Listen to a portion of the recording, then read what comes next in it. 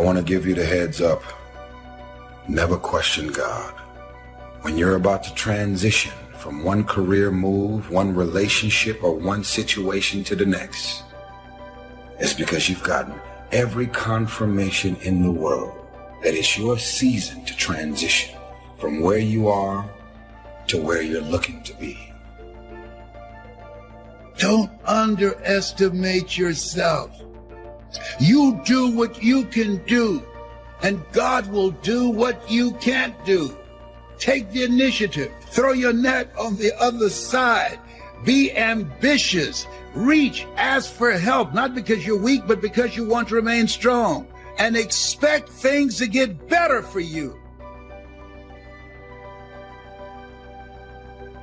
It is with the mind that we serve the Lord. The mind is the battleground. It is the place where the greatest conflict is. There are more people in this room having trouble in their mind than there are people having trouble in their finances. Every thought that I have started with a question. What's wrong with me? Let me tell you what happens when you ask that question. That question will attract 1,000,000 answers. The moment you say, what's wrong with me? The devil has a list, everything. He'll show you everything from your genetics to your jawline to everything. I mean, he'll just take everything. But your questions direct the integrity of your thoughts. The struggle is in your mind. Slept 8 hours and you wake up still tired. Your mind has been in turmoil all night long. You've been wrestling in your sleep. Your body went to sleep, but your mind is still caught up in a warfare. Your mind is the battleground.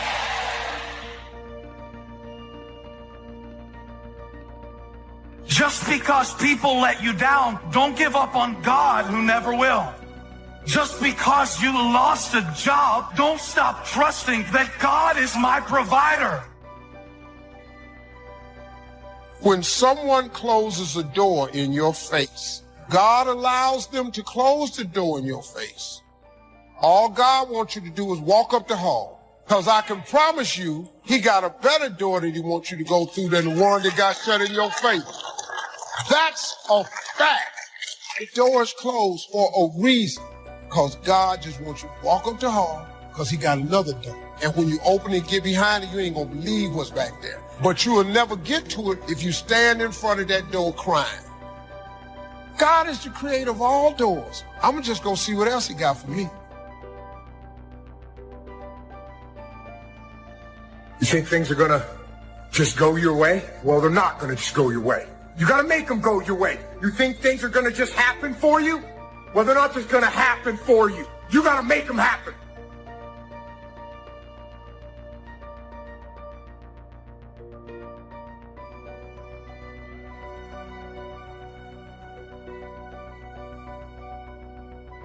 So I want to challenge you to waste no more effort wrestling with other people.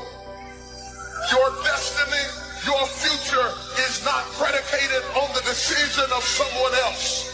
You wasted too much of your life trying to change other people's mind about you. It doesn't matter what they think about you. God is not going to bless you by their opinion. God is going to bless you by how you see yourself.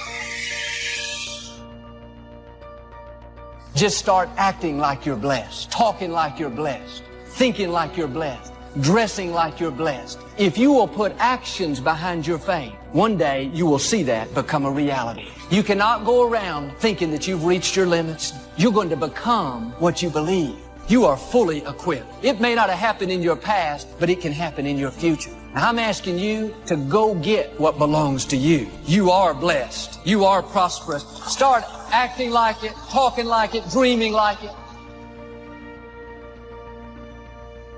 People who have not accepted greatness for themselves, these people don't study, ladies and gentlemen. They don't have time for personal growth and development. They don't have time to work on their minds. People can affect us. Our peers can affect us. Our environment can affect us. Just working consciously to overcome the poverty consciousness, the feeling constantly of saying you deserve this. There's no need for you to be afraid. It's not too good to be true. It's true because you've earned it. Why do we care so much about people who don't care about us? That won't be there in the hard times, that won't be there when you hit rock bottom, that won't be there in your struggle, that never call you and ask you how you doing, that never calls you and asks you or checks on you to see if you need something. Why do we care about what they think? We all go through disappointments and things that are not fair. It's easy to hold on to the hurts, think about what they said. We get up in the morning, it's the first thing that comes to mind. We don't realize how much that's affecting us, draining our energy, limiting our creativity. If you're going to fulfill your destiny, you have to get good at letting things go. See, your unwillingness to forgive another person is like you sipping the poison, waiting on them to die. Forgiveness is for you. You can't drive your car looking in the rearview mirror. You can't. There's a reason why the rearview mirror is this big and the windshield is this big. If you keep looking in the rearview mirror, you're going to keep crashing your car. Have you ever noticed that when your faith is the strongest, you come up under the greatest attack? Because every time the devil senses that you're about to walk into who you be, and he's trying to stop you from doing it, slap somebody and say, just do it. Be great before it's too late. Being in a great house does not make you great. It's one thing to have great parents, but that doesn't make you great. And they said it's possible to be in a great house, but you not be great. So being in a great house does not ensure that you'll become great. How can you keep your mind on what you're trying to do? How can you make the choice of discipline over procrastination? How can you keep an attitude of doing it all and doing it now? How can you stay focused on your ambitions? You can keep your focus on your work, or you'll find yourself distracted. Distracted by negative thoughts, distracted by negative people, and pretty soon, depending on the type of people you've associated with, distracted by your doubts within yourself. Even when you face rejection, even when you face failure, you make a decision. I will remain in the grind. I'm not backing down. I'm called to make a difference.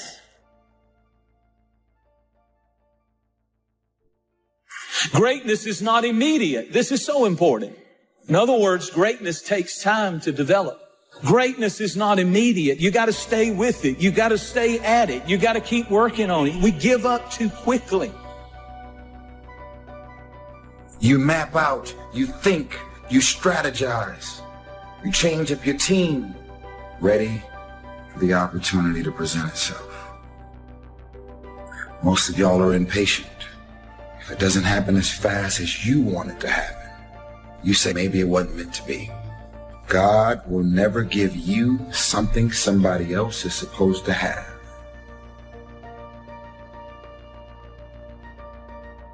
I want you to write this down. There are two powers in life that every one of us have to deal with every day, that you can never control or stop. It's time and change. You cannot control time. You cannot control change.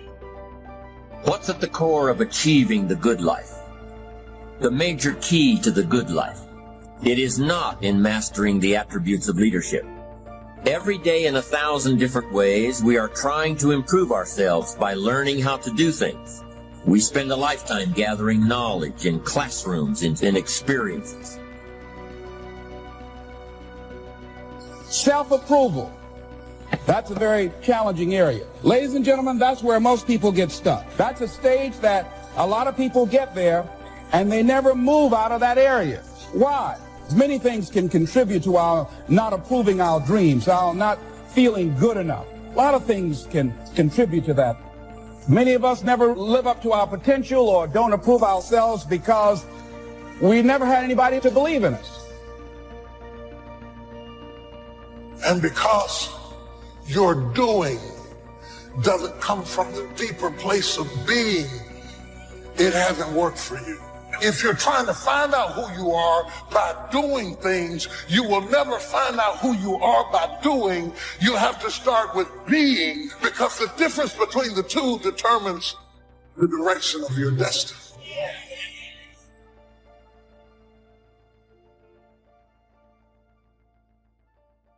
I need to embrace the suffering.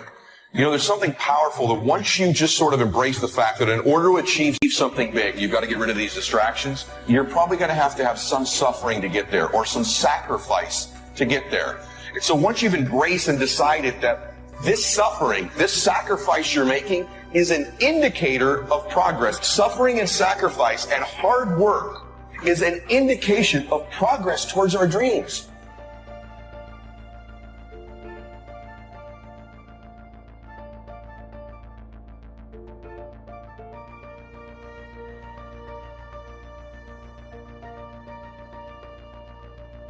So easy.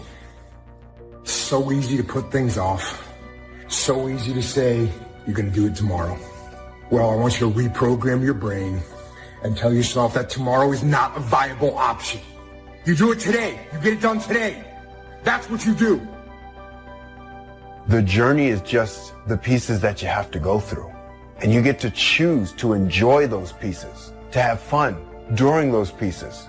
Because you know you're going to come out the other end, being the person you wanted to be. And you're going to see it before everybody else does. That I can guarantee you. When we go around dwelling on these negative, defeated thoughts, we are sending poison down through our system. We are telling our command center, the mind, this incredible tool God's given us to release defeat, failure, mediocrity. I wish for you that you might develop a growing awareness of the world around you and your possibilities in it. Develop a sense of history and destiny, and be grateful for the opportunity that you have to participate in that grand endeavor. Start the daily action of first cleaning up all your current situations. Remember, little achievement leads to confidence that conquers guilt. Then buy up every challenge to reach your goal. You can now handle it. The winter, the spring, the harvest, the inspiration from it all, and the immediate and future progress that will someday give you a view from the top of your goals, your adventure, and your achievement. When you get up in the morning, no matter how you feel, you need to say, I am strong, healthy, energetic. I have discipline and self-control. I look good. I feel good. I think good. I smell good. Some of you, if you would do that, your mind would go tilt, tilt, tilt. It would think, what in the world are they saying? It would send an alert all through your system saying, hang on guys, we're changing directions. Don't send out any more defeat. This is a new day. Send out health, send out healing, send out strength, vitality, victory. You've got to get your command center sending out the right instructions. The people that are going to be successful are willing to do the things today others won't do in order to have the things tomorrow others won't have. What is it that most people won't do? Here's what they won't do. Learn something new. They're comfortable with what they're doing now. Learn something new. You need to learn how to control your own destiny. Be your own boss. That's what time it is. Most of the time, your challenge is you're not solving it quickly enough. You're not getting totally certain. Certainty is so huge. Flood yourself with certainty. And then most people don't understand. You can obliterate most problems with just massive action. I see people hem and haw and make excuses all the time when challenges arise, and it would have just been solved if you'd have decided, you'd have been totally certain, and you'd obliterate that problem with some massive action. How great to have a mind to expand and a soul to nourish, to have hands that can feel, a heart that can experience, a soul that can soar, a mind that can inquire and learn, a body that can respond, to know love, sadness, hope, disappointment, accomplishment, failure, thrills, appreciation, wonder, frustration, confidence, courage, impatience, contentment, expectation, fulfillment, beauty, and harmony. To have all this happen to one is one thing. To know it is all happening is much more. What stress really is when a problem comes up is the fear of loss. And what you do is you begin to give this a disempowering meaning, and you begin to feel like you're going to lose something. which is why having a process means so much to me, because when I know I have a process to solve a problem, I'm so much less fearful of the loss or the stress that it's going to cause me. When you begin to get these feelings, it's where your focus is going that's causing this stress level to rise in you. And my hallucination for many of you is that when a problem arises, you begin to focus on the problem more than the solution. You begin to magnify your stress level, make a disempowering meaning, which is this fear you're going to lose something. If you're still wounded over a position you lost, you'll go to that new company, defensive, not friendly. You're treating them based on what you've been through, but they had nothing to do with it. It's much more freeing when you learn to let things go. God will be your vindicator. He'll take care of who did you wrong. It's not your job to pay people back. They hurt you once. Don't let them continue to hurt you by holding on to it. It's easy to say, I have a dream. That's easy. You can say that when the enthusiasm is there. You can say that when you have enough money in the bank. But I'm telling you, it's hard to say, I still have a dream. I still have a dream. How can you say that after your friends turn on you? And after the people that you're doing it for stop believing you?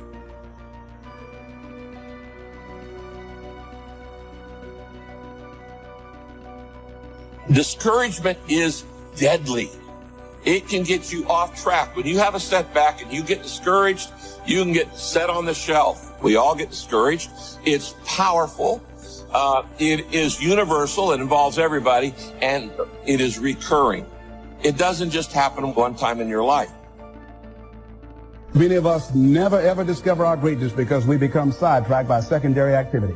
We start doing so many things, we just give our time away until we don't have any time for ourselves or any time to do the things that we want to do. I'm saying to you that one day you look around and there goes a year, there goes 2 years, there goes 3 years. So if there's something you want to do it now. A man's life consists in how he managed time and change. We become what we are as a result of how we use time and how we manage the changes in our lives. Our mind comes as standard equipment at birth, and things that are given to us for nothing we place little value on. Things that we pay money for, we value.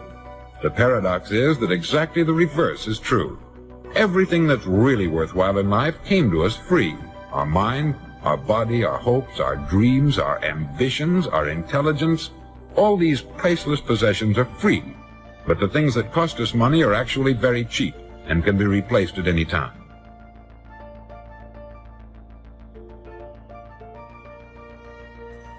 Use your power to create a new beginning for yourself. Find something that you love. I didn't come here to work for someone else. I came here to live my calling. A job is what you get paid for. A calling is what you're made for. I invested in myself. I couldn't afford to do it, but I couldn't afford not to do it. All disciplines carry through to affect all parts of our lives. If we're disciplined in just one area and lazy in another, guess what? The bad habits in one area of our life will eventually destroy our self-discipline in the areas we've been working on. Discipline is a set of standards which we've selected as a personal code of conduct. Discipline is the mind being trained to control our lives. Discipline is imposing on ourselves the requirements for honoring these standards. The most fatal deterrent to self-confidence is guilt. Not doing all you know how to do to the full extent of your present ability weakens the foundation for confidence. The biggest part of worry comes from the lack of this personal confidence. And lack of confidence comes from two major things. First, no goals or plans. And second, no daily discipline to achieve. So listen to the voices of creative experience. Let nature, experience, wisdom speak to you and teach you. Remember, both opportunity and challenge await action.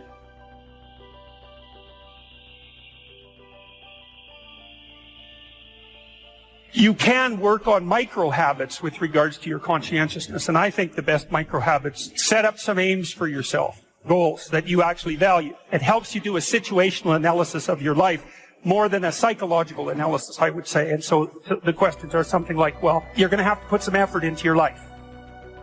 We become what we think about.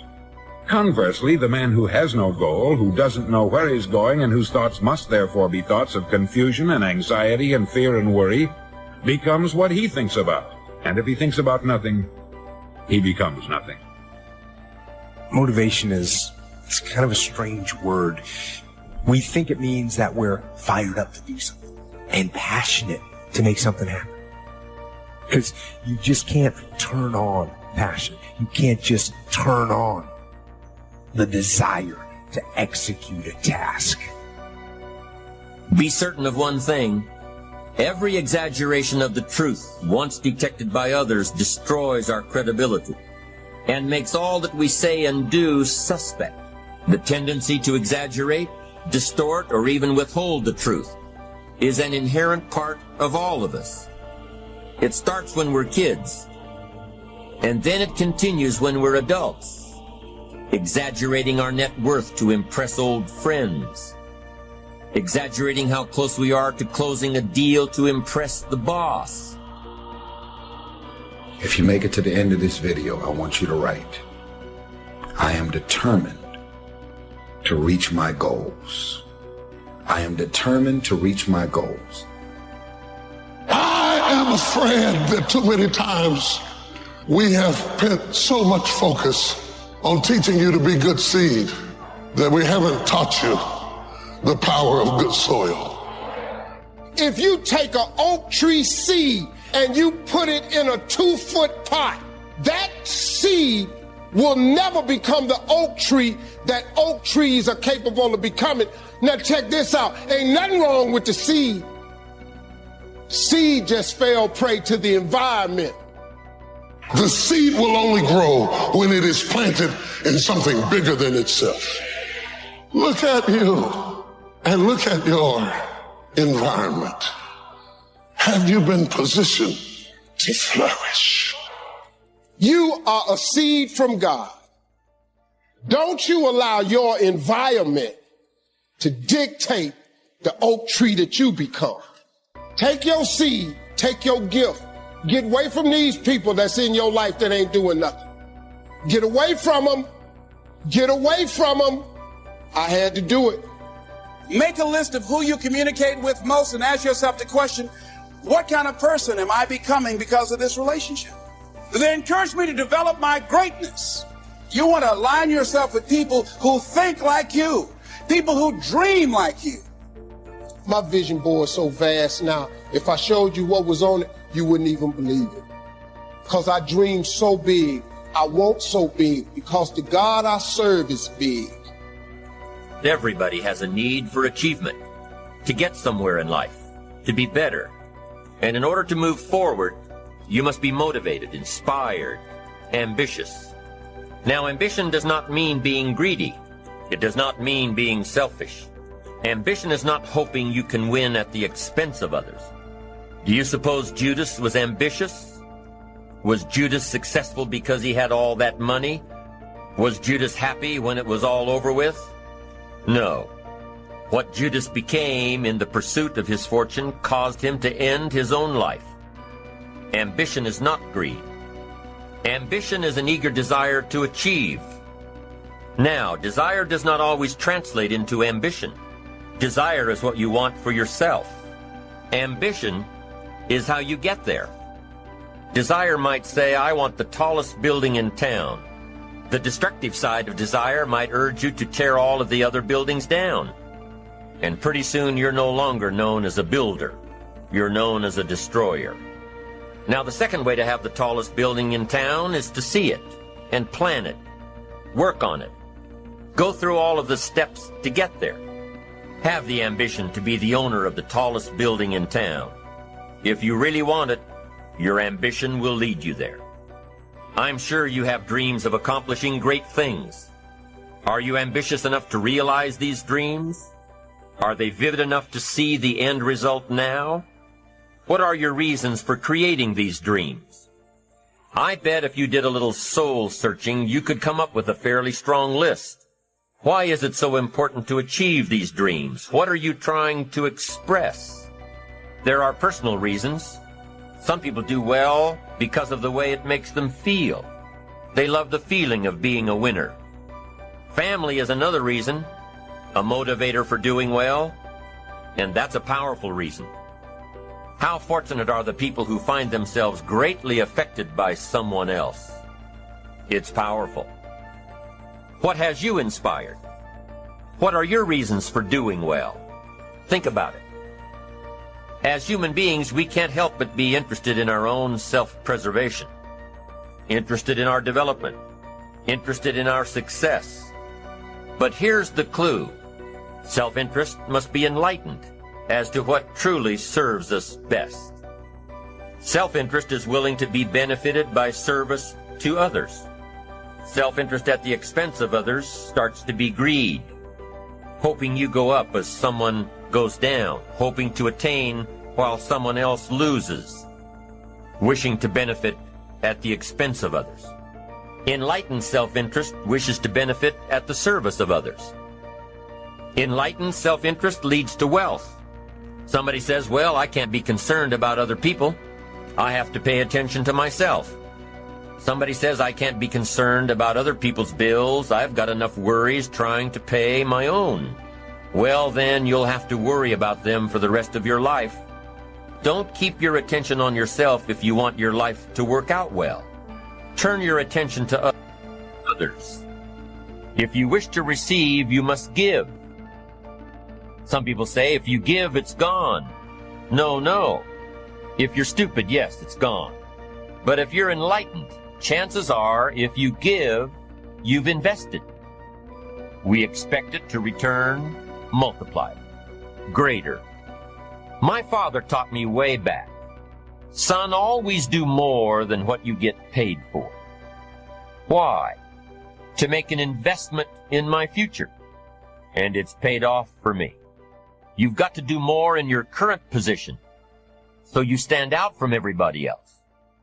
All of us have found ways to make a living. What got interesting for me early on was to figure out ways to make a fortune. People will do things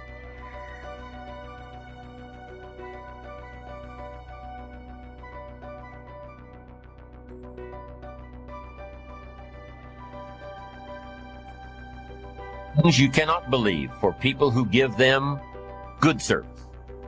Always do more than you get paid for. Next, life responds to deserve, not need. Life was not designed to give us what we need. Life was designed to give us what we deserve. The ancient law does not go like this. If you need, you will reap. The ancient law goes like this. If you plant, you will reap. Somebody says, well, I really need to reap. Well, then you really need to plant. You can't go to the soil and say, I need a crop. And here's what the soil says. Don't bring me your need. Bring me some seed. Bring me some effort. Bring me some discipline. You've got to come with willingness. You've got to come with skills. Willing to stand up to the bad weather. Willing to nurture. That's the only way you get a return. Now here's another one. If you want to find, you must search. In order to find, you must search. You must go to the seminar. You must go to the library. If you search, you will find. You'll find ideas. You'll find inspiration. You'll find hope. Giving so that you will receive. Searching so that you will find. Making sure that everybody wins all the way around. You must decide to act. You must have the discipline to act. All disciplines affect each other. Don't be naive and say, this doesn't matter. Of course it matters. It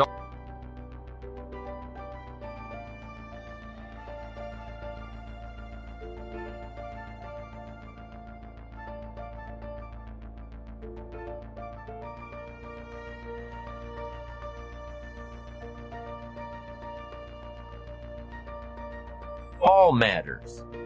If you'd rather sleep in than go for a walk around the neighborhood, if you'd rather spend your money instead of saving it, if you'd rather work late every night instead of going home and spending time with your family, it will matter. It all matters. So be disciplined.